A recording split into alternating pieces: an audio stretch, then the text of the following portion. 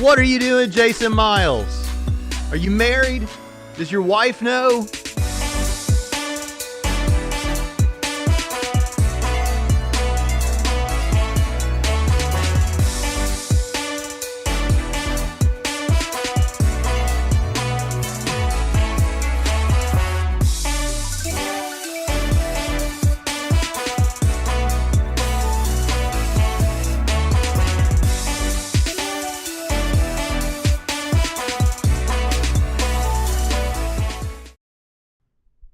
Greetings and welcome to Trinity Radio. I am Jonathan Pritchett, and along with me is Braxton Hunter. Braxty Poo, right? According to Shannon Q. Man, Start the show with, before the show starts. I'm already blown away. Yeah. Completely blown away. By Benjamin and Jason. Yes. First of all, let me get this right.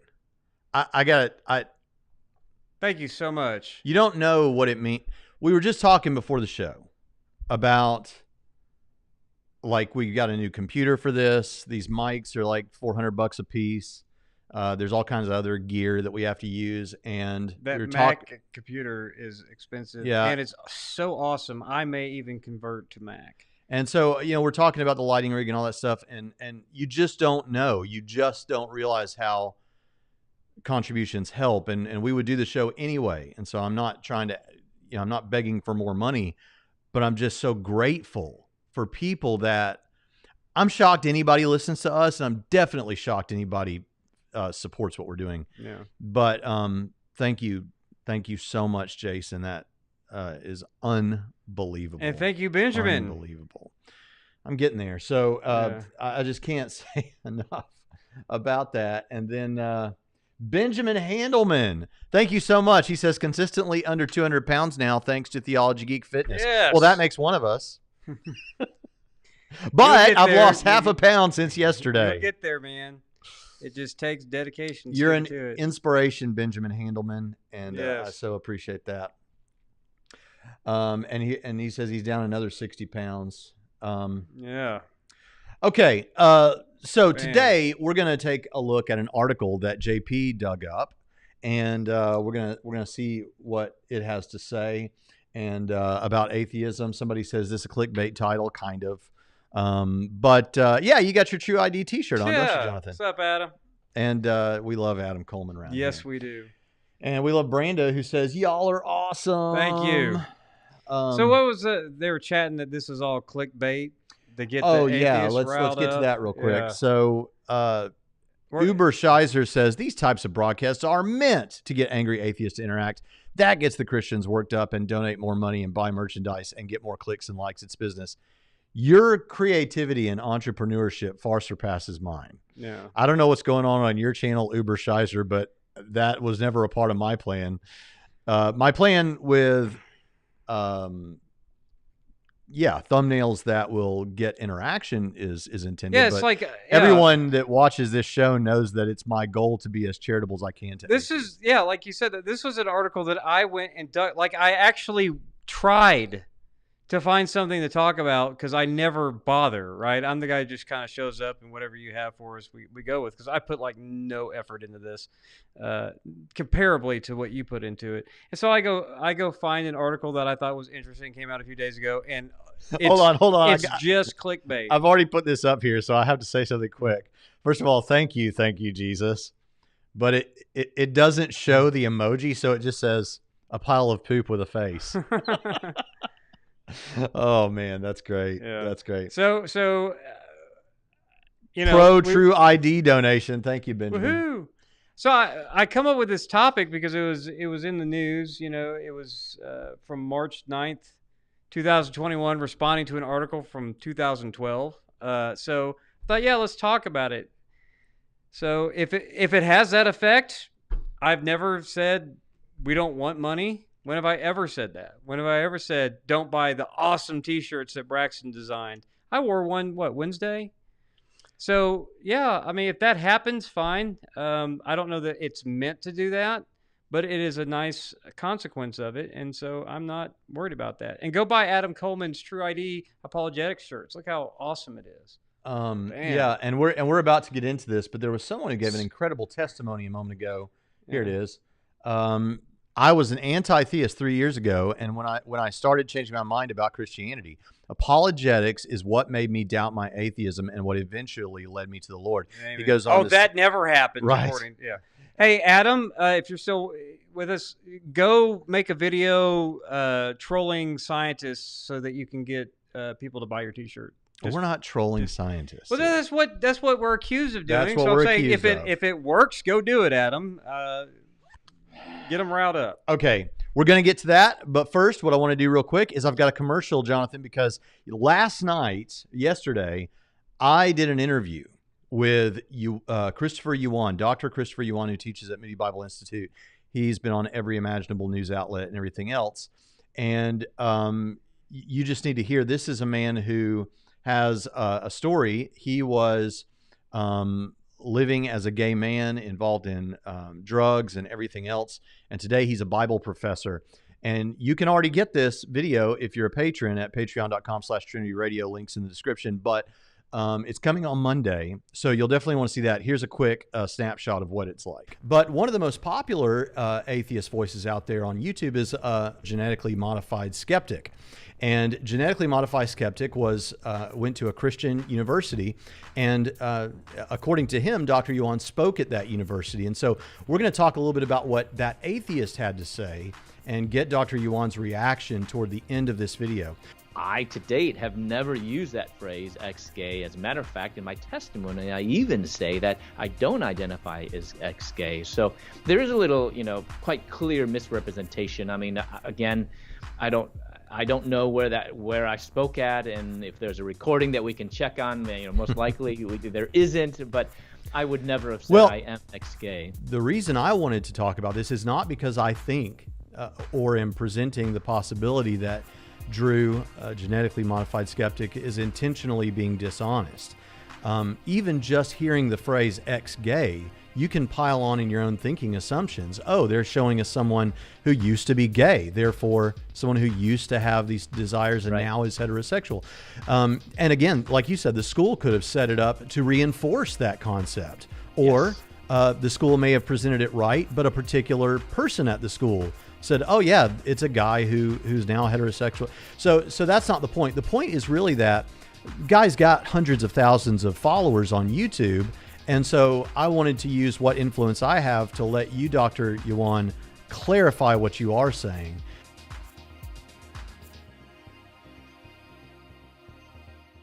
All right, there it is. So you'll want to be here Monday. I think I'm going to premiere that video at about 10 o'clock a.m. Central Standard Time. So you'll want to be here for that. It was a good interview. I saw the whole thing. You saw it? You think it was recommend people watch this. It's an excellent video. And it's not just about what an atheist said about him. It also shares his testimony, which is incredible. And so that was the best part of the thing. He gives this great testimony of his life and his story. And it's responding to atheist YouTubers is not, in my mind, the best kind of content anyway, even though we do it a lot. It's like most of what I do. Yeah, it's not my favorite kind of content. Well, before we get to your favorite kind of content, because you picked it out today, Benjamin Handelman again says, Adam Coleman apologetics are helping bring my sister to Christ. Amen. Everyone check out True ID Apologetics. Everyone check out Praise True ID. the Lord. Praise the Lord. And thank you for that donation. All right, so let's get into this. There is an article. Jonathan, talk about something for a minute so that I can find this article again. Well, the article, this is my show prep, just to give you, when I bother to do it, I type in atheism in my search engine and then hit the news button. And this was like, the first or second thing that came up. So I read it and said, okay, show prep done, because that's about it. But I actually like this this topic. I think it's a very interesting question that this article is responding to an article from the same website, where Real Clear Science, from 2012, where it was made the assertion that atheism is unscientific. And it argues that it's primarily unscientific in any sort of way that you would argue that religious scientists, or theism or that kind of thing is unscientific. And it says, well, on the same grounds, that's unscientific. Well, this article wants to push back, and it makes some fair points. The first article makes some fair points, is a little bit more polemical than the response to it. And while I agree with the original author's article that atheism is unscientific, I do it for different reasons than, I think his name is Pomeroy. But Alex Cara wrote this article in response, and someone mentioned in the chat, and I agree with it, it's a pretty charitable article, and it makes some good points that I agree with as well. But it made a couple of key points that I think go back to a problem in just our current cultural climate, where it makes a claim that atheism is not unscientific, which you and I could agree with that. It's not unscientific. But it further claims it's not unscientific in response to Pomeroy, it's not unscientific in the same way that religious beliefs are unscientific, which we would word it differently, wouldn't you say? Because I actually do think that atheism is unscientific in the same way that theism is unscientific, but neither are technically. Unscientific is the wrong language for it. But he wants to argue that atheism is not unscientific, and it falls within a scientific worldview, whereas religious believers can have a scientific outlook insofar as they go about doing their work of science. No dispute there. But it is unscientific in a way that atheism is not unscientific. And I have a problem with that contention.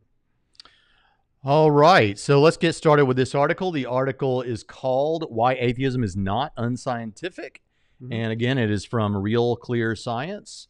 And the author says, Chief Editor of Real Clear Science, Stephen Ross Pomeroy, has previously argued that atheism, which he and Carl Sagan define as certainty that God does not exist, is unscientific.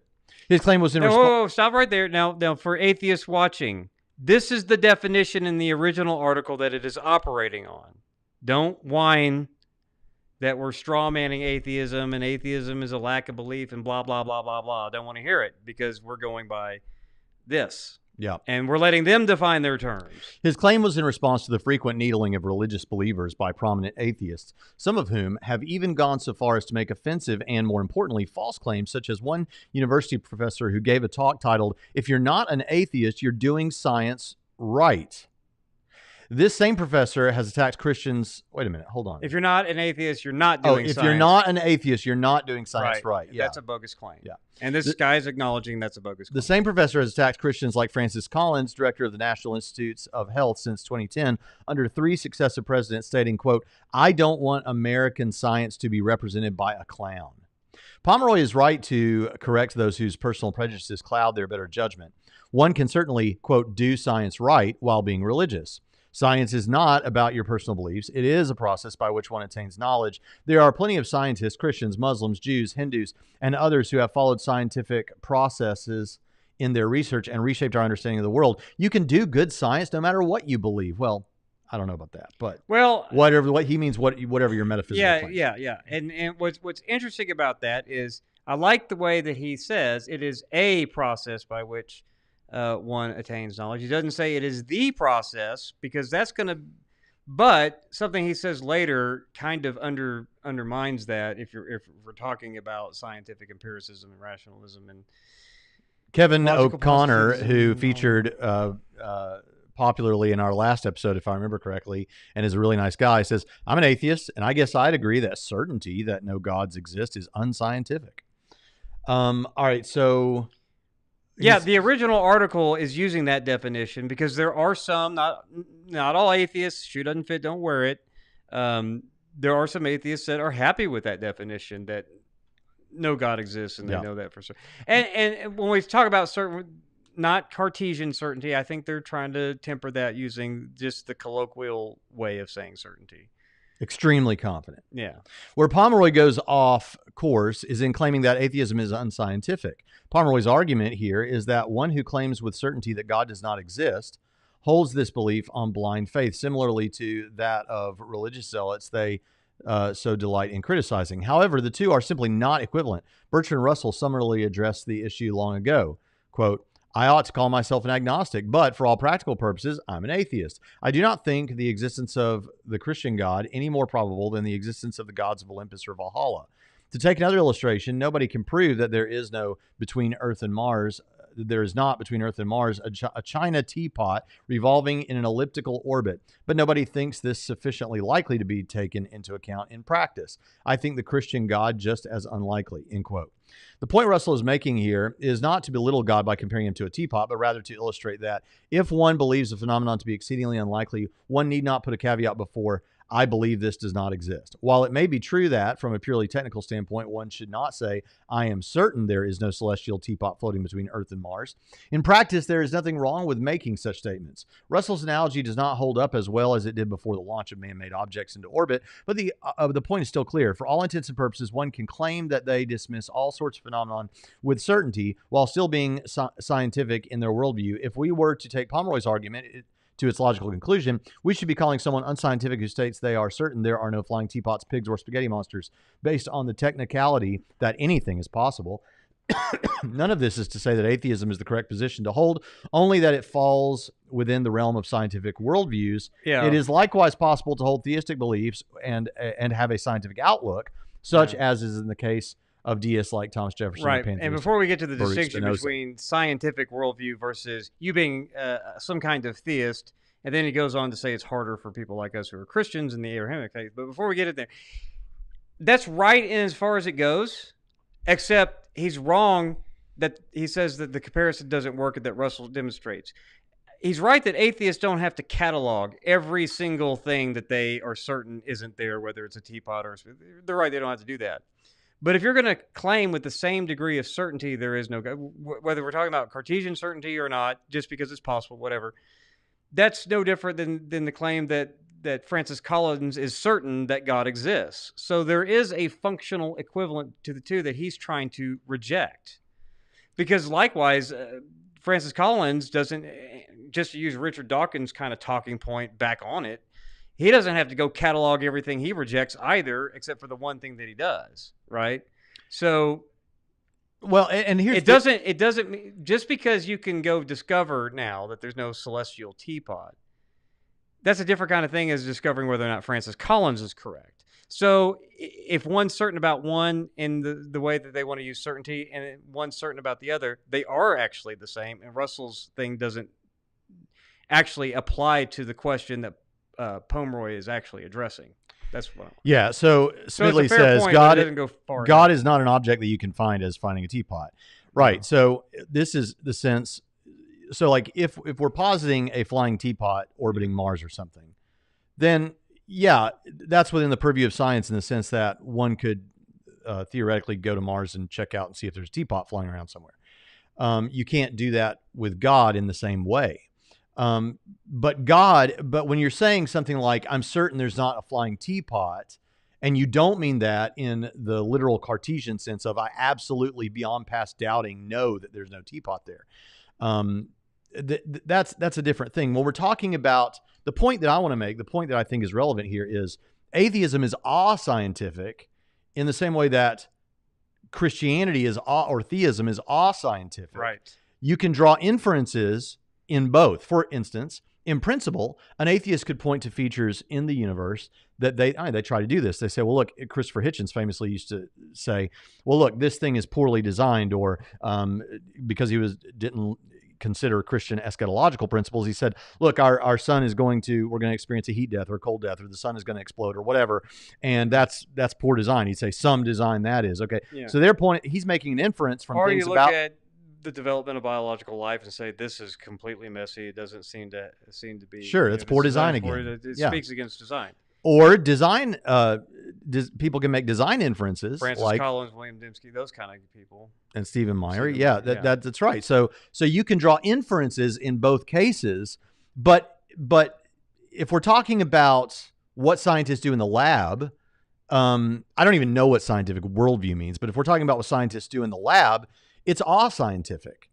Now, on the other hand, there used to be this big debate about, well, are these two realms are non-overlapping magisteria. In other words, they have nothing to do with each other, like metaphysical beliefs, religious beliefs, theistic beliefs, or atheistic beliefs versus, scientific, natural stuff in the physical universe. These are non-overlapping magisteria. Some people would say, well, they're partially overlapping magisteria. I actually agree with, I think it was Richard Dawkins who said, no, they're completely overlapping magisteria in the sense that what is real is not real in one sense or real in one realm, like the metaphysical, and not real in another, in reality.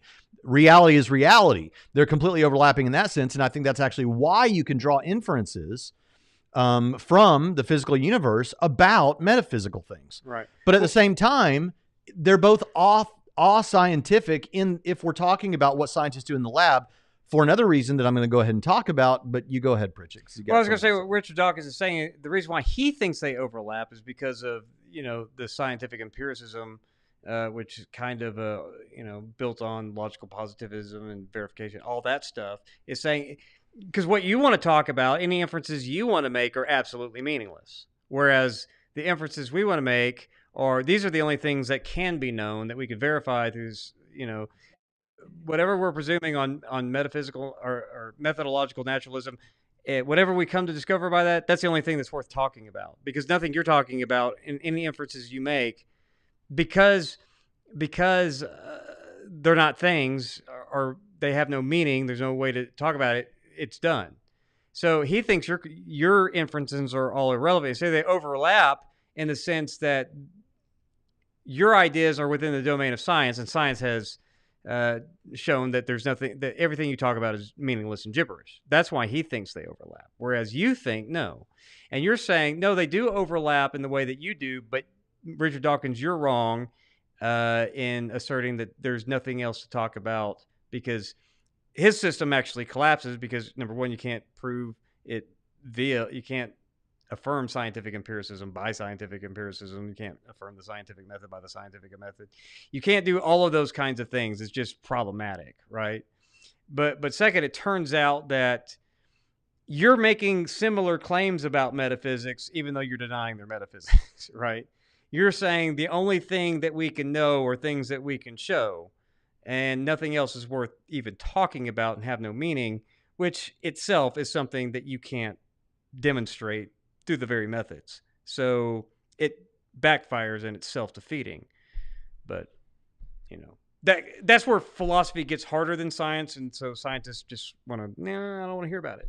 Layman's Tech Lounge says, how significant do you think it is that God told Moses that he is the eternal self-existing one and not another characteristic of himself? So you're probably referring to Exodus 3, where we're talking about the burning bush episode, and in verse 14 we get I am who I am, and of course that is referenced in the New Testament as well. Why do I think that's what he said instead of something else? I mean, I don't know. That he's basically saying I'm it. I am the one He's true giving God. further self-disclosure than you had actually had, right? So you got to, centuries have passed since we leave Joseph, right? And so God is giving some self-revelation that's quite important going forward for the Hebrew people and the nation of Israel right there. So Amen. I think you start with that. This is who I am. You think about what his upbringing in Egypt, what they think about the ontology of the gods, of Egypt and elsewhere, right? This is different. Those gods are limited in some way. Right. Here's the verse. And God said to Moses, I am who I am. And he said, thus you shall say to the children of Israel, I am has sent me to you. So number one, this is a message that is to be given to the children of Israel. So the initial thing that comes to my mind is ultimately, look, I'm the one that really matters. I'm above all else. It's in one sense a polemical comment toward the gods that they're familiar with. It relativizes all other gods. Yeah. And as Revelation progresses, the belief that by the time you get to Paul, those really aren't the things you think they are, right? He says that in 1 Corinthians. So we those of us who have knowledge, we know that those aren't really a thing in the world, right? So, but that's where it starts for through Israel's history. So that's why I think it's there. But yeah. Okay, and transgendered, transracial, lesbian Christians, thank you for the super chat, says, hey everyone, what do you guys mean when you say one Bible, 3 creeds, 4 councils, etc.? Is there a link where I can look at this in detail? That's Pritchett Cam time. One Bible, 2 testaments, 3 creeds, 4 councils, and the consensus of the early church fathers in the first 5 centuries. What we mean is, if you look at even though Catholic canon and other canons aren't the same as the Protestant canon, we all agree on the 66 books that Protestants are most familiar with, right? I mean, we don't accept the Apocrypha as scripture, but we accept that Bible of divine inspiration in at minimum those 66 books, right? You have 3 creeds and 4 councils and a consensus of all the church fathers where they agree. And they didn't agree on a whole lot, but where they did agree, generally Catholics, Orthodox, Protestant, various denominations, they all agree with that. So if you have the Apostles' Creed, the Nicene Creed, and the Athanasian Creed, you all agree with that. You agree with the Nicaea, Constantinople, Chalcedon, Ephesus. Those are the consensus. That's where we all agree.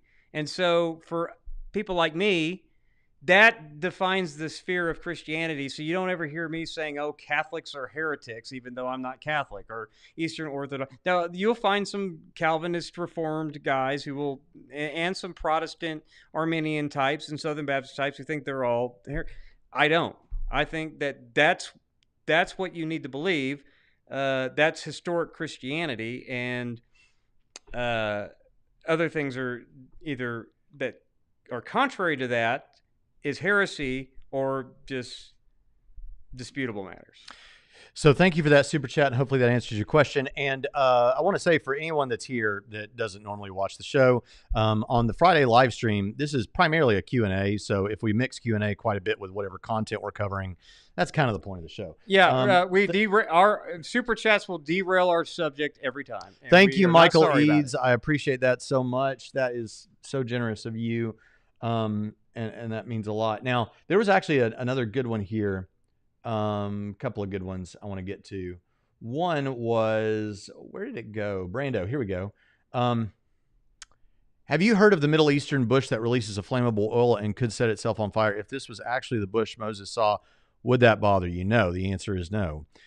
Because it wasn't just that a bush caught on fire. I mean, certainly we could look at that as an act to demonstrate some measure of power for Moses, or it could just be to catch Moses' attention.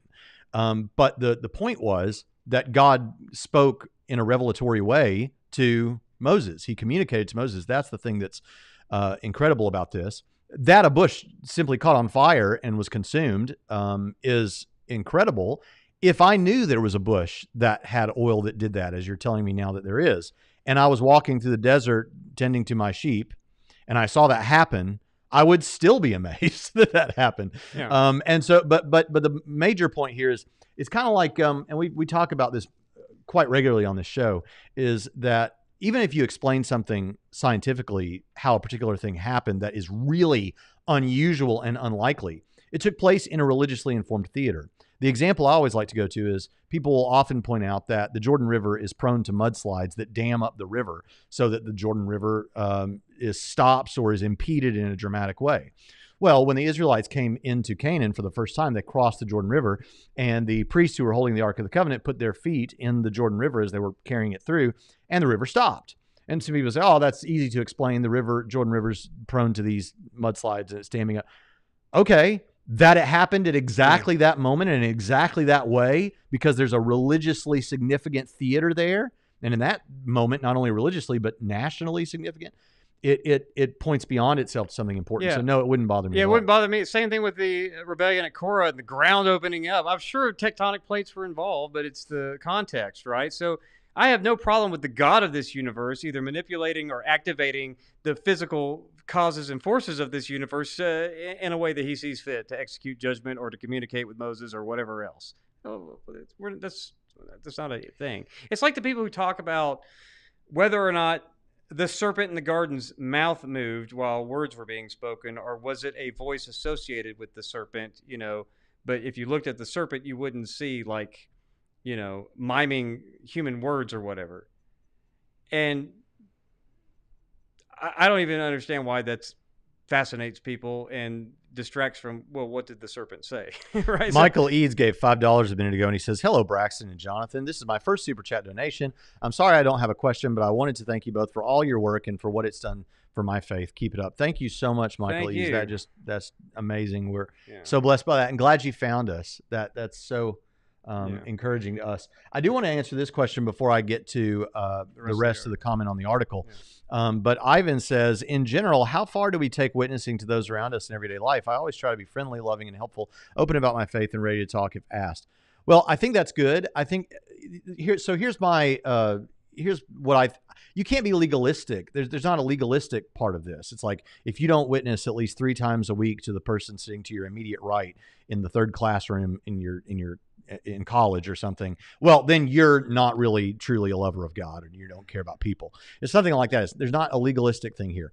But what I think is, the people that you, obviously there are moments where we should witness to people who are not people we meet on a regular basis, but the people that you interact with on a daily basis, I think that they should, at some point early on, they should know basically what your general worldview is, that you're a Christian, that you're a believer, because you know, in conversation, if you have conversations that aren't strictly about work or school or whatever, then the most important thing in our lives as Christians is who we are in Christ. And so we would expect that to come out to some degree. Now, beyond that, I think that there's strategy here. It's not like there's a clear, obvious standard for how to do this, although some people think there is. I just think that, number one, don't be the kind of person that is so belligerent about this or so forcing the subject unnaturally into every conversation that the person doesn't want to be around you at all. But at the same time, look for opportunities, look for moments where it would actually be appropriate and organic to bring this up. Yeah. And I think that's a good way to do it. And you're being friendly, loving, and helpful, open about your faith, and ready to talk it fast. You can also put out feelers, like harmless feelers, or clickbait, if you will, since people, clickbait. You can bring up, even in pleasantries, just say, yeah, this is a beautiful day that the Lord has made. Throw that out there and see if they bite on that. Yeah. And God's really blessed me today because I was able to bench more than I did last time I was on the weight bench. It was something. Just throw it out there and see if that strikes up a conversation. And if it doesn't, you don't have to force it. But what would you say, Vascaventi says, what would you say to someone who lives in a secular culture where nobody brings up religion and it is viewed as weird to do so? Be weird. Yeah, I mean, I think, we're called to be a peculiar people, or we're described as being a peculiar people. And I think it's okay, again, as long as it's presented the right way. Even as Jonathan said, you could say something like looking at some beautiful mountain or forest or something like that. You could say something like, man, I just really, it's a work of art. It really seems like someone designed that, and leave it at that. Especially in a society like that, if you're that odd, people might question you if they suspect you're the kind of person that would be friendly in a conversation. So, yeah. I mean, I've been in, mostly secular societies and found plenty of opportunities. Of course, I do think that I'm an Ephesians 4:11 evangelist, so maybe that comes really naturally to me in some way. But I've also been in a multitude of different societies where there are various religions and things like that. And it seems like worldview issues, people are interested, even if they're not used to talking about it all the time, they're thinking about it. And so it can come up. Okay. Get to those that you... yeah. Okay. Is this where I'm at? Yeah, those two. Okay. Let's see. $5 from Dylan the Dingo. Thank you, Dylan the Dingo. Hey, guys, don't have a question, but I love your content, and we'll be praying for your channel. Thank you so much. I appreciate that. And Robert Nass Worthington says, could you help me understand what exactly is precept apologetics? What is distinctive about it? Also, do you have an opinion on it? Okay, Now that's going to be a little bit of an involved thing, so I don't want to undervalue your super chat, but I am going to go ahead and finish up this article, and your question will be the first one we come back to. Let me write that down. Write that down. Okay, so here's the thing that I think gets tricky about this. I'm going to get precept here in a bit. I think what gets tricky about an article like this is... it doesn't give me heartburn. That there are two things that come up in these discussions. So you have... When it comes to naturalism, the functioning as though, let's just say, methodological. Well, we're going to get there. Functioning as though nothing supernatural, or some people don't like the term supernatural, but I don't. But only nature exists, only physical stuff exists, and that sort of thing. There is methodological naturalism, and then there is metaphysical naturalism. Methodological naturalism is what scientists do in the lab when they're working on some issue in science, whether that's chemistry or whatever else. They're presuming for their work, they may be the most hardcore Bible-thumping Southern Baptist you've ever seen, but they're presuming for their work naturalism. In other words, they're not trained for, and we're not asking them to start drawing spiritual conclusions about this and putting them in scientific journals. We want them to go as far as naturalism can take them in their work, as far as they can understand the natural world, because what they're working on is the natural world. That's the domain we want them to work on. To that end, you could have someone who is an atheist who wants to figure out this whole thing that some Christians believe about inerrancy, and say, I'm going to do methodological inerrancy and study the Bible and presume that every bit of it is true and see how far I can get with that. And they may not believe that at all, but they're presuming methodological inerrancy to figure it out and to do stuff in the Bible like that. On the other hand, then there is metaphysical naturalism. Metaphysical naturalism is no, that's the truth about the way the world is. Right. It's not just what I'm doing in the lab. That's the truth about the way the world is. Now, there are many Christians, and in 2009, Jonathan dug this up, but in 2009, there was a statistical study that found that 51% of scientists that answered were actually theists. Yeah, that's linked in the original the 2012 article. Yeah, in the 2012, the American Association for the Advancement of Science, 51% of respondents reported a belief in a higher power. So those people are metaphysical theists, but they're doing methodological naturalism in the lab, and that's fine. So that's the problem. So when you say, is atheism unscientific or is Christianity unscientific? It's a flawed question. Right. The reason it's a flawed question is because it's not giving us enough information to figure out what you mean by that. Right. And that's why, as charitable as I thought Alex Caro was being in this towards, Pomeroy and towards the religious people who practice science, I have to take issue with his defense. Because like I said, I agree with him his use of Russell doesn't get him where he wants it to be. But in general, in principle, I agree with him that he's right to push against Pomeroy's claim, but he makes a couple of claims that I reject. Number one, that atheism is actually, turns out, scientific in a way that theism is not. That's false. And that distinction between methodological naturalism, which all scientists use, and metaphysical naturalism, which is what some, at least these hard atheists, want to claim. And I know there's atheists that don't believe in God, but they still believe in magical powers and fairies and whatever else and witchcraft. Okay, fine. But I mean, let us stick with the categories, these articles, right? So to me, if you're making a metaphysical claim, you've left in the same way that a Christian believer has left methodological naturalism. If you're saying science proves this, in the same way that Richard Dawkins says science proves God's this is a delusion, or Francis Collins says, here's what I've looked at on the Human Genome Project, and this is why I think all of this stuff points to intelligent design, and I'm a Christian because I saw the waterfall split in three, or whatever his story was, right? So that's where both people have left science. And that's why Caro gets this wrong in defending atheism as falling within a scientific worldview. Because as far as science is concerned, whether you believe in metaphysical naturalism or you are a supernaturalist, if you like those terms, I don't like any of those terms, by the way. But naturalism and supernaturalism is a juxtaposition or a dichotomy that was post-Enlightenment that I don't think has any merit. You could, and the Bible talks about the visible and the invisible, but that's a unified whole. When we categorize natural versus supernatural, there's a weak way to categorize that as if we're just talking about things that are inexplicable versus things that are. But some want to say this is for some other thing, and then natural is for this thing. So I'm not a fan of that, but for the purposes of this conversation, if you are making supernatural claims based on inferences from science, or you're making metaphysical claims about there is no God and I have a reasonable degree of certainty and the universe is a certain way where no God exists, and this is because science, right? Both the atheists and Francis Collins are putting their hat on the rack of because science, and they're both doing identical things.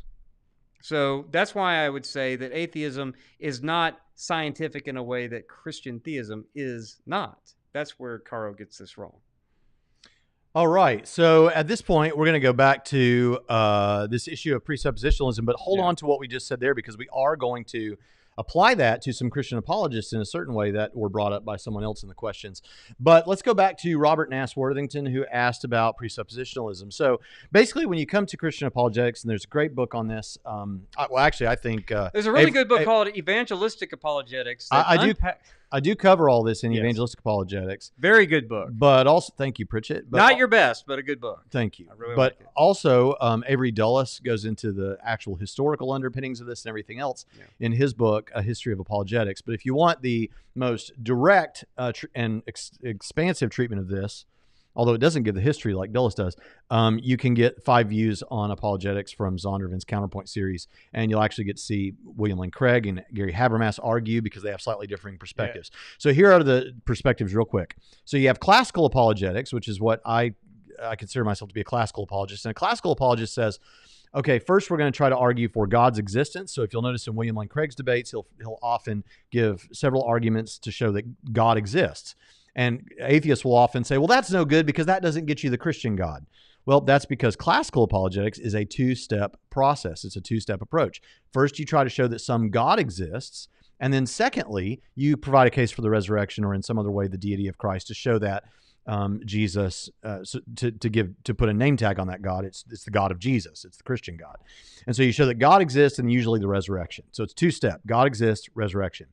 That's the classical approach. The evidential approach, although presuppositionalists call everyone else besides them evidentialists, and in a certain respect that's true, but the second approach is the evidentialist approach, and the evidentialist approach is the same as the classical approach, except there's just no arguing directly for God's existence. It's just a case for the resurrection, okay? So that's easy. Classical apologetics, two-step, God exists, then God raised Jesus from the dead.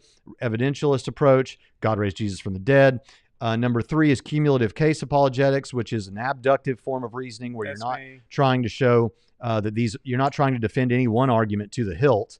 You're just saying that when you put a bunch of these arguments or facts about the way the world is together, then they make better sense on Christian theism, which is the first of the questions in the 10 questions for atheists that I did was based on a cumulative case approach. Then there's reformed epistemology, which is not necessary for us to go into right now, but basically it's saying that you don't have to have external arguments and evidence to be justified in warrant for the existence of God to be a properly basic belief without having to demonstrate it. Yep. And then lastly, you have presuppositional apologetics, which is what you asked about, so you may not care about anything else that I just said. But presuppositional apologetics is basically saying look, rather than getting on the level playing field with the skeptic and looking at things we agree about, because you'll notice like with with any of the others, what we're doing is we're pointing to things that we already agree are true about the way the world is. Same data, but offering competing explanations and demonstrating why the Christian explanation is superior. So philosophically speaking, the Kalam cosmological argument, for example, is trying to give you premises that you're likely to already agree with, or that we can defend in such a way that hopefully you'll agree with, even if you're not a Christian. And then we reason together up to God's existence. The resurrection, we look at the historical facts that non-believers agree. We reason up to the resurrection. The presuppositionalist presumes the triune God of Christianity from the jump, and then argues that you can't even make sense. When you try to argue with us, you are borrowing from our worldview. Because if the triune God of Christianity did not exist, then there would be no foundation for logic itself. He is the reason we have an intelligible and rational universe. And as a result, when you make arguments against the existence of the triune God of Christianity, you are using logic and reason that demonstrates the triune God of Christianity. Which is why atheism is unscientific, because it has no... And this is where I think presuppositionalism is helpful. I agree with the presuppositionalists on this. God grounds intelligibility. The eternal active mind of God grounds reason, logic, intelligibility, makes things like math and science possible. And what makes atheism unscientific, in my view, is that they can't give an account for why science works, especially on metaphysical naturalism, because there's no natural goo, there's no stuff of that works that you can point to and show me that works dirt and say, see, logic works because of this material gunk. Where's the gunk, right? So you're already jumping to having to need abstractions, you're already, universals, all kinds of concepts. And so, because you can't point to a stuff and say, see, that's the logic stuff, right? So you can assert it's brute fact about the cosmos, but these are intellectual things. They can't just be conventions that we made up because they seem to work remarkably well. So what kind of thing would have to ground intellectual things? Well, in abstractions, well, an active, eternal mind.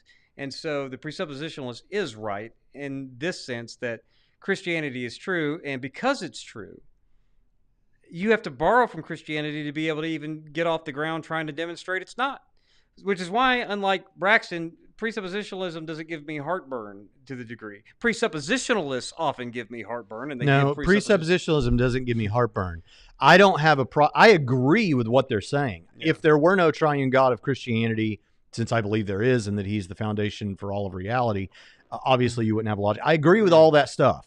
The problem is, I don't think that's persuasive to the average Joe. And even if it is, I think by the time you explain to him what you're trying to say, it's. So there's two prongs here. The impossibility of the contrary.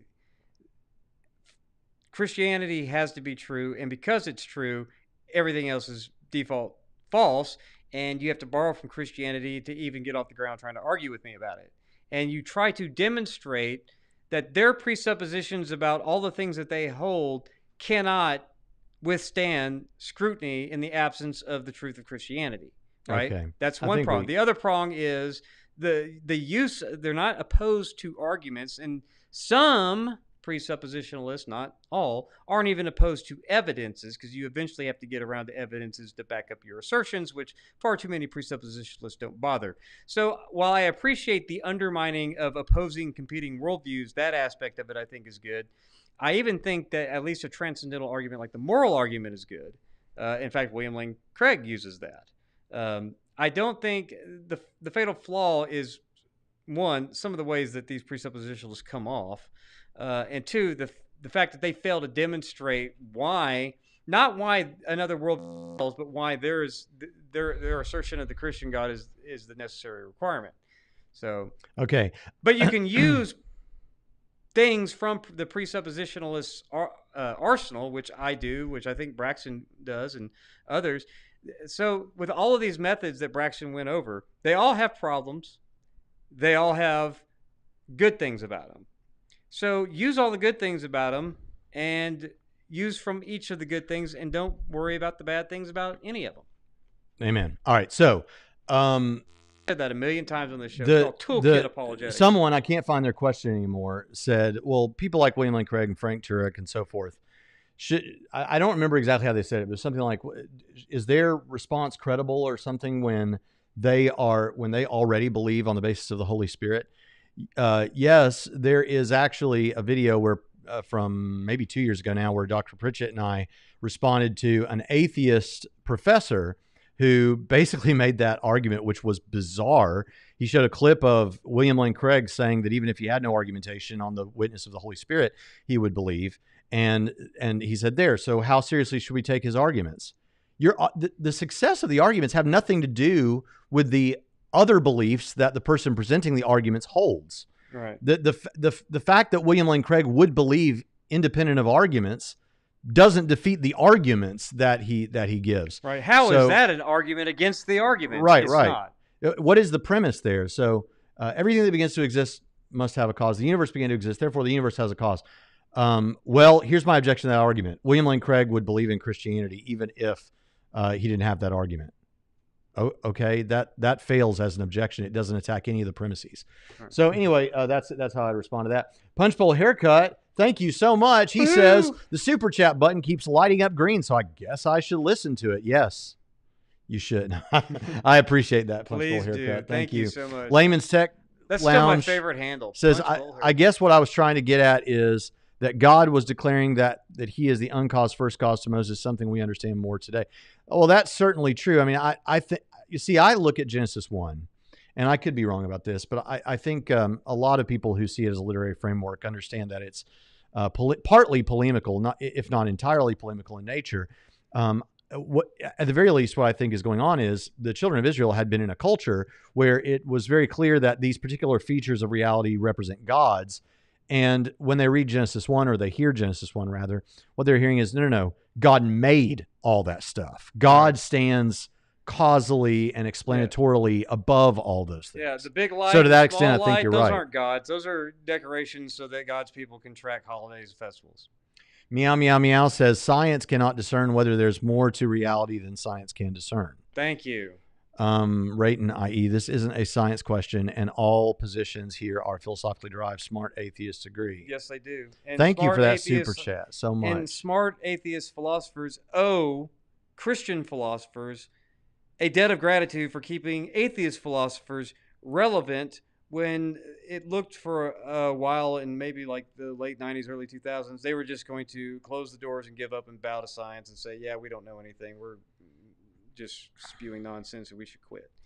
And Robert Nass, thank you for that follow-up super chat. He says, thank you. The chance to ask experts these questions is invaluable. But you know what? We're not presuppositionalists, really. I mean, Pritchett says he likes it and that he might use it as a toolkit.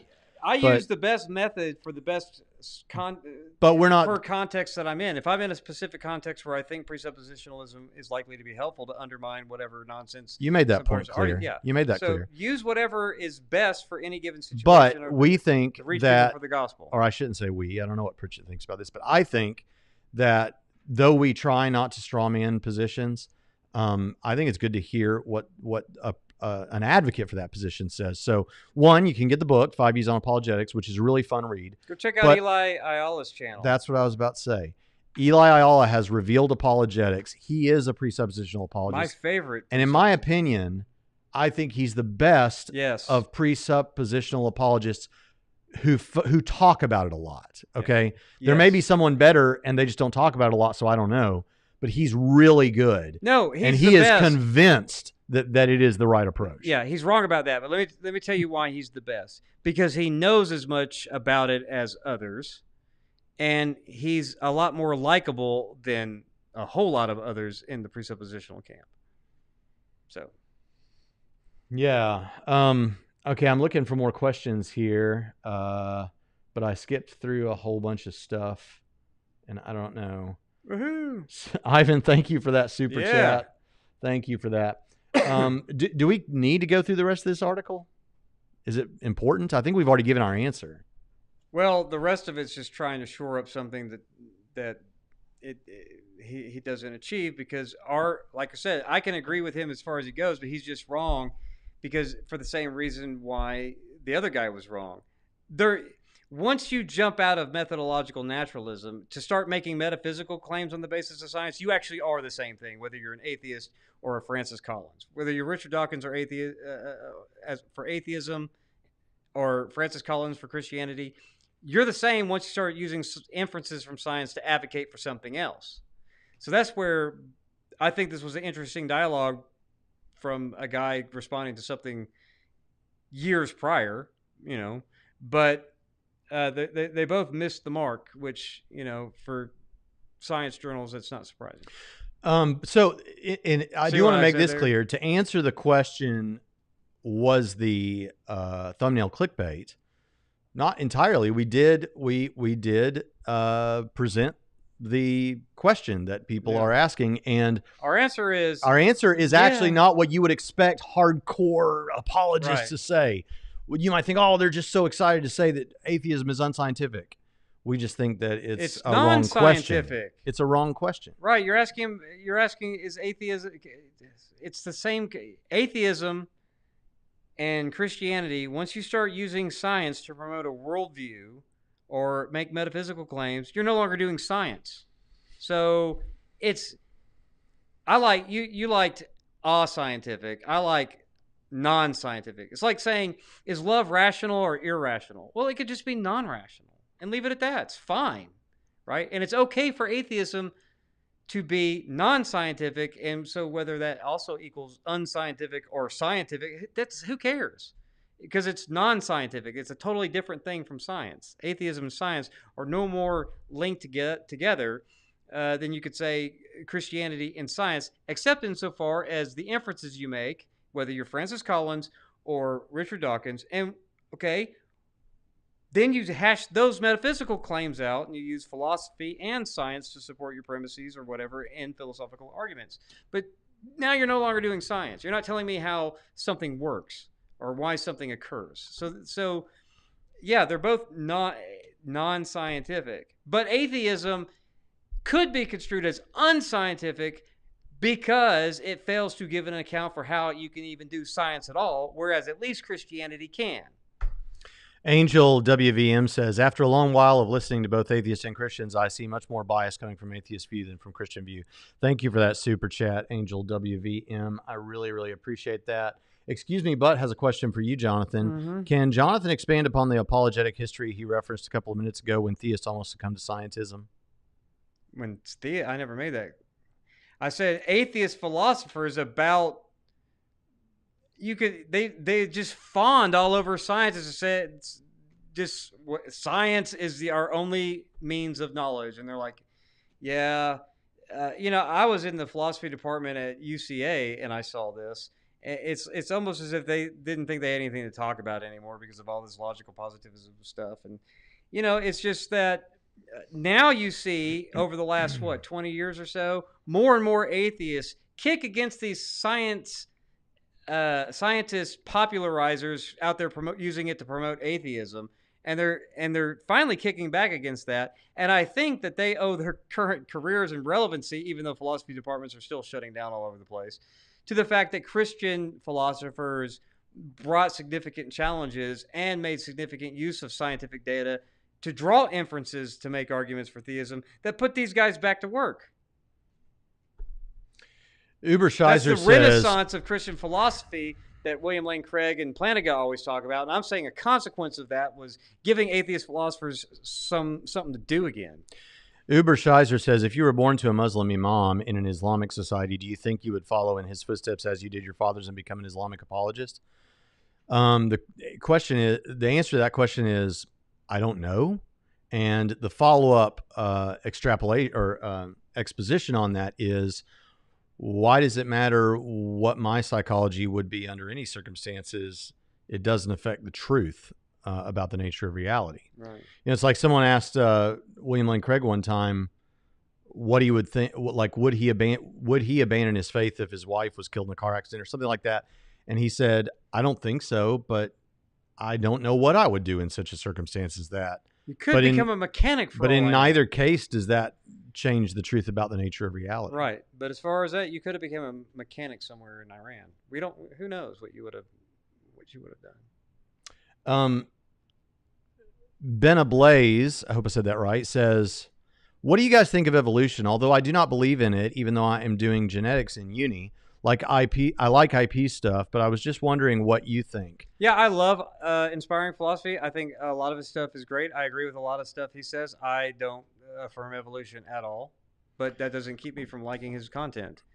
I lack a belief in evolution. So here's my position. Oh, okay. I'm actively disbelieving in evolution. So people often say, I'm a strong evolutionist.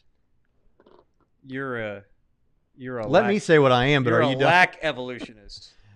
Here's the thing. People often say about me that I am a theistic evolutionist. Others say I'm a young earth creationist, when I've been very clear multiple times.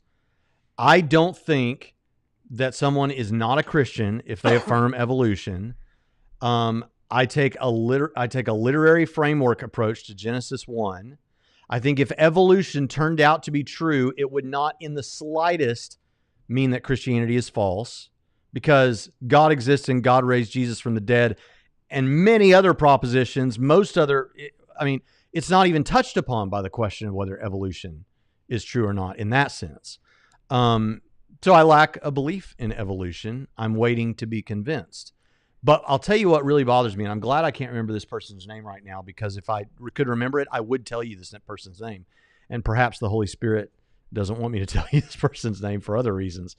But there was a person an atheist who was a podcaster, YouTuber, who I'd become kind of, acquaintances with, and we would joke around and talk and stuff on Twitter mostly. Had some private conversations on Twitter in the DMs.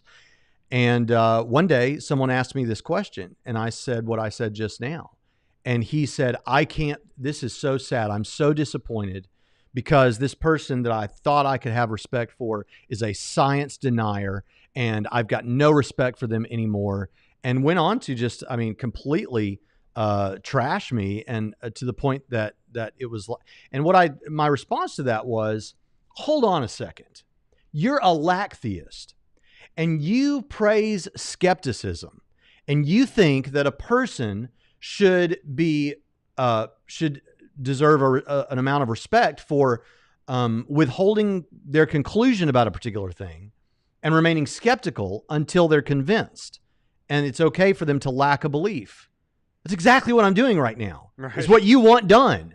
So how in the world is it not a crazy double standard? Good for me, but not for thee. And if the answer is, yeah, but evolution is so obviously true and every scientist believes in all that. Yeah, okay, 98% of the history of humanity believes that there's a God. Right. So it was so like, I don't know. It was very irritating. It's irritating. As far as I have the same kind of literary framework. How old is the earth? I couldn't possibly care less. The Bible doesn't answer that Whatever question. Scientists say is my answer. Well, no. Because those are things I can have access to. Well, which scientists? What it's like the majority. Those are that's something I can have actual access to. Yeah, but there are things that you can show me right now that help me understand and see more obviously the majority is the majority. A consensus doesn't always have the best. No, you can't even go with that. Well, no, of course that's true that the just because there's majority a can be consensus wrong. Doesn't mean it's they're right. That's absolutely right. I'm just saying I've seen evidence. Or like you said, the atheist needs to concede theism. There's evidence that helps me believe what they're saying is true on this. Overwhelming enough for me. But thank you, Jesus says I'm a young earth creationist because I don't see any evidence of animals evolving into other kinds. And listen, as I've said many times, every time this subject comes up, I get all this email from evolutionists and from young earth creationists. And I just want you to know, This is where I ultimately, for my purposes, am in the camp that Jonathan's in, not with respect to how he views evolution, but more with look, I'm an evangelist. I want to see people come to Christ. I'm an apologist for Christianity. When it comes to this issue, I don't think you're an idiot if you're a young earth creationist. I don't think you're an idiot if you're an evolutionist. I'm just, it's not the ultimate important thing to me. Not that it's not an important thing. It's not the ultimate important thing for my ministry. All right, let's get back to it. And I don't know. Am I seeing anybody else that has any question? We may have come to the end here. Yeah. Iago Silva says, preach it, Pritchett. Probably don't even remember what I was saying at that point. Probably stuff you said about IP. Oh. Yeah, okay, here we go. For every Braxton Hunter, there are several preachers' children who left the faith altogether. You had to comment on it. Yes, there are local chapters of We're Free Thinking Atheists that were started by Sons of Southern Baptist. We get it. Okay, so first of all, again, I thought we were all about the evidence here, right? I thought we were all about evidence and argument when it comes to the worldview discussions. That's what I hear from atheists all the time. But then, and I don't know who this is. I'm not picking on you, Marty Python, clever name. Yeah, I'm just saying, does this have anything to do with the evidence? No punch bowl haircut, but it's clever. It has nothing to do with the truth about the matter. It is biographical information about individuals. Now, that said, I hear all the time, one of the things I always hear from people who give their testimony about being raised as a young earth creationist, fundamentalist, went to Pensacola Christian or whatever, because they make all the Abeka books that pretty much all Christian schools used in the 80s and 90s, which I did. And I was raised YEC. But here's the thing. I hear them talk about how this like scarred them and held them back when they were in college and they had to learn all this stuff that everybody else got in elementary school and high school. There's a guy already in the chat today saying he's in some, what did you say? So one of the sciences. And he's like, and I don't believe in evolution. The fact is, you're not going to be scarred because you didn't learn all the details of evolution. Andy Armstrong, who works here, went to a Christian, in fact, a Church of Christ university, Lipscomb University in Nashville, got a biology degree, learned everything about evolution. He said he said, first of all, evolution didn't come up as much as people act like it does. Secondly, for all I could tell, our professor is revolutionist. Yeah, biology you take biology in 10th grade and then you never really get that subject matter again unless you elect to or whatever. And then in your gen ed, either your first year, you take biology in the lab, unless you're a major or something. These people who are whining about that speaks more of their capacity to read a textbook and pass an exam than it does being scarred and ill prepared because they never. That's nonsense. Read your textbook and do well. You're partying in college. That's why you didn't do well in your biology class. Even if you've never heard of it before. You have a textbook, read it, study, and pass the test. Jerry Coyne is wrong, and I always call him Jeffrey Coyne. Jerry Coyne is wrong and confused on natural theology, but his 2009 book, Why Evolution is True, is a compelling case for evolution. Do you disagree? So the thing, and he brings some of this up in that book, the thing that he mentions with the coffee cup stain and on the paper, and it has to do with, it looks like there's genetic information that, say, higher primates also have that has passed on to us, and it doesn't seem like it serves any great function. It seems like it's an evidence that we come from a common ancestor and all those sorts of things. That's the thing that that is the best evidence to me, that the evidence of DNA features, genetic features that are similar, that look like I'm probably butchering this, but that we don't have to have, but we have them, and these higher primates have them, and it looks like we share a common ancestor from that. I think that's a pretty good case. I think that's pretty interesting. And it also is something that Francis Collins talked about way back in 2008 in his book, The Language of God. And so it's not to say, my point is not that there's no evidence. Now, there are some who would say that. But my point is just that I'm yet to be persuaded. There's data. Evidence is using data press in service to argument to make a conclusion from the data. I don't think it's... I think it's that data doesn't support it, so I don't even think it's good evidence. But That's just me. And I don't admittedly care, but I'm just still not convinced of evolution. Mr. Are there better explanations? Mr. Timotheus Ward, thank you for that incredible super chat. And by the way, I just want to say this. I am so grateful for that super chat, and that's a lot of money to me. And 300 pounds is a lot of money to me. But we recognize that for some people, giving $5 is as much of a sacrifice as someone else giving $100. So and $50 is a sacrifice. I recognize that, but that's a still super chunk. unbelievable. Thank you. And he says, I heard a talk on Universalism by Robin Perry on the Rethinking Hell channel. Now I really want it to be true. Any resources you would recommend on the topic? I'm thinking I should hurry up and debunk it so my disappointment won't be so bad later. Well, I don't have a problem with wanting it to be true. The problem is it I true? hope it's true. I just don't think it's true. It's just, yeah. I'm really convinced it's not true. But actually, no, I can't point you to the best case for it. I can point you to, well, first let me say this. There is a person, and I don't know if they're in the chat right now, who comes on our channel somewhat frequently and has multiple times recommended 2 books for us on this issue. And they're a universalist and recommends these 2 books. And the last time I think Pritchett said something like, yeah, I'll put that on the list, but I'm not going to get to it anytime soon because there's other stuff I got to do. Yeah. But I think that not the last live stream, but the one before that, this person made those recommendations. So if you just go there, maybe you'll find those. But to give you something that I do think is trustworthy, Steve Gregg, who's a professor here occasionally at Trinity, has a book, All You Want to Know About Hell, and he treats 3 different approaches: the traditionalist approach, that's eternal conscious torment; the annihilationist, conditional immortality; and the evangelical universalist approach. And he is an author that is known for making a really good case for positions that he doesn't even agree with. And just to let you know, he thinks eternal conscious torment is the least likely of the 3. You wouldn't know that from the book, though. And yeah, you might not know about it. So that would be a good place. He gives all the scripture. And also, if you don't want to invest in the book, which you should, but even if you don't want to invest in the book, on his website at thenarrowpath.com, if you go to the topical lectures, you can listen to, I think there's 2 audio pieces on hell, and he says everything there pretty much that he says in the book. So maybe that'll be helpful. But thank you for that incredible super chat, and hopefully we've given you some direction there. Braxton is like always, so much talking, but actually saying nothing. I'm an expert, I guess, at that. Well, at least you just said Braxton. Where's my hate? See, that people still don't realize how impervious. Right, I'm the one you're supposed to hate. Braxton's sweeter than pecan pie, but here I am. I am saying everything possible to troll atheists, and they still hate you more.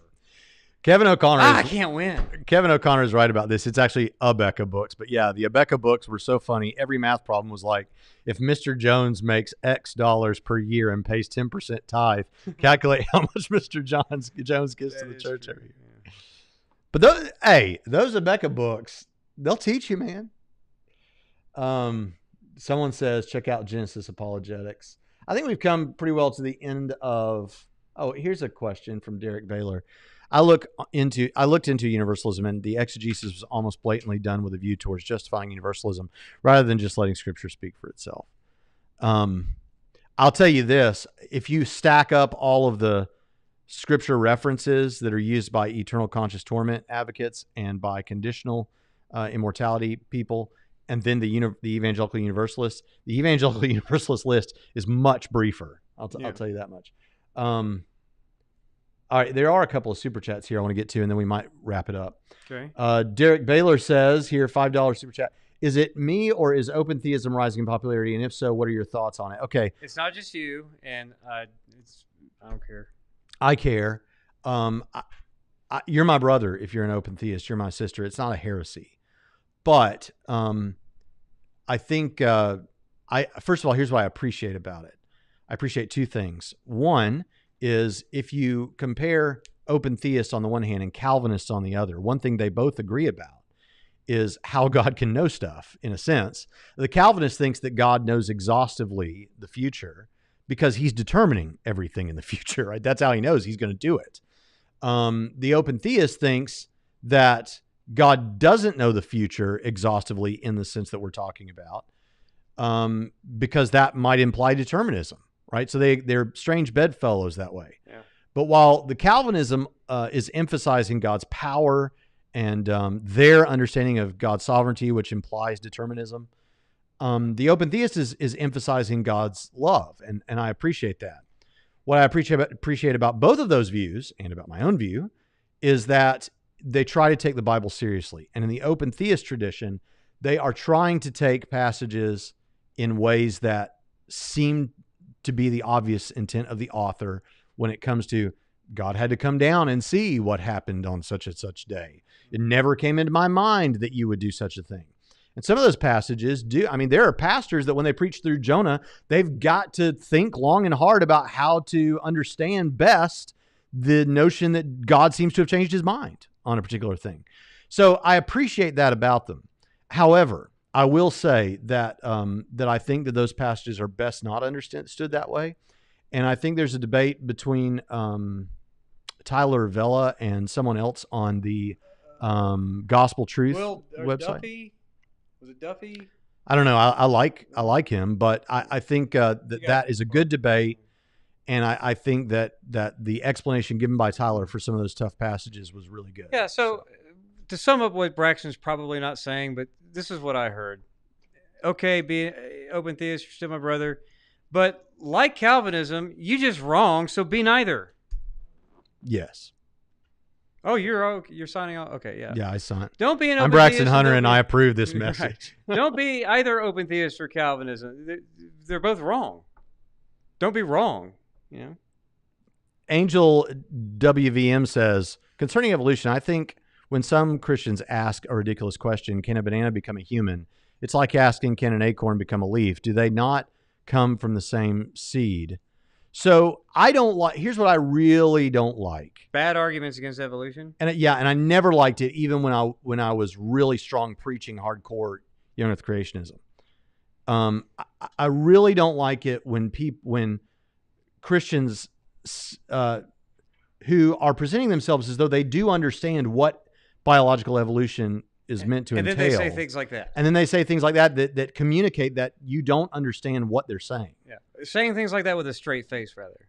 I mean, they're not just trying to be facetious. They actually think that that's a legitimate question. Right. Yeah, that's bad because that and if they don't think that's a legitimate question, but they're asking anyway, that's deceptive. Right. And a straw man. So, okay. Did we get to meow, meow, meow? Yeah, we're getting there now. Why? Did you already see what it was? Well, I just saw it. Says, Perry's the evangelical universalist under name Gregory MacDonald. Oh, Gregory MacDonald, second edition of Talbot's Inescapable Love of God, and Wrighton and Cronin's 2011 God's Final Victory. They let Scripture speak. There you go. Okay. And Kevin O'Connor says, I used Abeka books for grades 1 through 8, and I got my BS in chemical engineering, so clearly they work. Okay, that's right. See, that's the point. So remember this moment, folks. When, I mean, obviously Kevin's not going to speak into other people's experience, and I'm not either. Well, I might a little bit. But when you see people making an emotional, impassioned appeal that Christian schools are ruining people's lives because they didn't learn the secret knowledge of evolution that was kept for the sake. I mean, it's just. Plus, it's also not exactly true. I learned about evolution in Christian school. Right. Not that everyone does. But I did, and my kids understand evolution. And when my kids have asked questions about it, I've explained what I think the evolutionists would say. Yeah, people who, I mean, do we really need to get back into this about? It's him at Meta who wants you to conceal certain facts until a kid is old enough. And we want them to know. Yeah, and why is it? Do we need to get into statistics about Christian schooling and Christian homeschooling and how well people like Kevin O'Connor do? And after high school compared to other people in terms of grades and all of that, it's not close. You don't want to bring those conversations up because it turns out whatever you got at your public school would have probably failed you. You're probably a lot smarter than you would have been had you gone to a public school. True ID says, I'm 90% sure I evolved from a race of alien cyborg superheroes. But I'm willing to be proven wrong on that. Yeah, what's your evidence, folks, that he wasn't? Right, there you go. Can you prove that negative? Uh-oh. Well, now it's time for Adam and And Matt Chisholm in the gap of the Bro Down non-episodes, you guys got to get together and hash that one out because he may believe you. So make your case on with Matt Chisholm on Bible Bro Down. This has been awesome, folks. I've had a blast. Have y'all had a blast? Pritchett, have you had a blast? I have a blast every week. And we love every one of you all. And you all are so good to us. Yes. I mean, just for showing up. Even if you're not giving super chats, we appreciate you so much just for showing up. And our audience has been increasing. So the live stream audience. And so thank you so much for that. But also, for those of you, let me lower this. For those of you who do give super chats, your sacrifice is just unbelievable. Your generosity is unbelievable. But that comment up there. And I hope that despite what you all have said, or what somebody said, you don't view us as trying to trick you into giving us your money. You stupid Christians who've been tricked. But thank you for thinking that we're that brilliant. Yeah. Elizabeth Main says, as a former public school teacher, I can confirm that the public school is terrible in like every way. Yeah, for the most part. There are excellent public school teachers out there. I don't think there are any good teachers unions out there anymore. But there are good teachers. But the school system is just doing worse every year, and I think it's beyond repair, personally. And with that, we'll see you next time on Trinity Radio.